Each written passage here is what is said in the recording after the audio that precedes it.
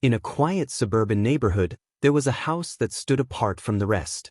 It was older, with peeling paint and an overgrown yard. The Johnson family had lived there for generations, but after the last of them passed away, the house was left empty.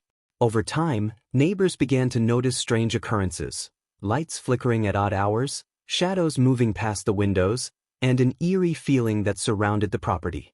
One evening, a young couple named Sarah and Mike decided to move into the neighborhood. They were drawn to the old house's charm and saw it as a perfect fixer-upper. As they began to renovate, they couldn't shake the feeling that they were being watched. At night, they would hear faint whispers and soft footsteps, but they dismissed it as their imagination running wild. One rainy night, while Mike was out running errands, Sarah was alone in the house. She was busy sanding a piece of furniture when she heard the distinct sound of someone whispering her name.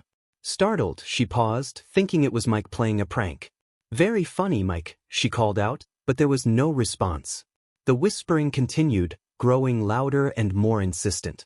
Curiosity getting the better of her, Sarah followed the sound down the dark hallway toward the basement door. It was slightly ajar, and a cold breeze escaped from within. Taking a deep breath, she pushed the door open and descended the creaky steps. The basement was dimly lit by a single bulb hanging from the ceiling, and the air was thick with dust. As she reached the bottom, she saw a figure standing in the far corner, shrouded in darkness. "Who's there?" Sarah called out, her voice trembling.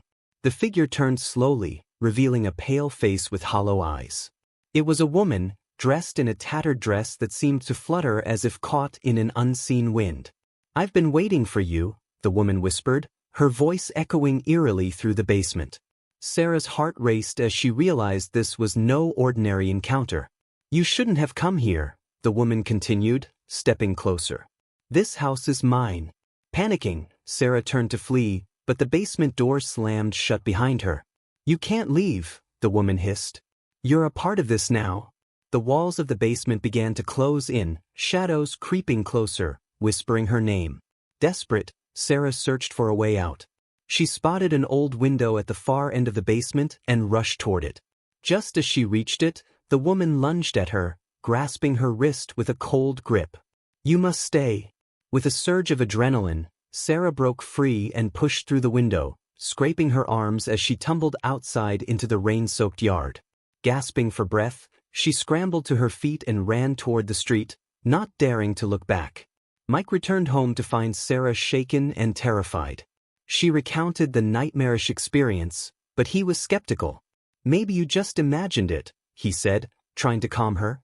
They decided to stay the night, but Sarah couldn't sleep, convinced that the woman would return. Days passed, and strange things began to happen.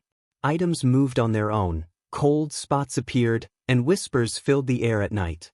One evening, while they were watching TV, they heard a loud crash from the kitchen. Rushing in, they found the dishes scattered on the floor, as if someone had thrown them.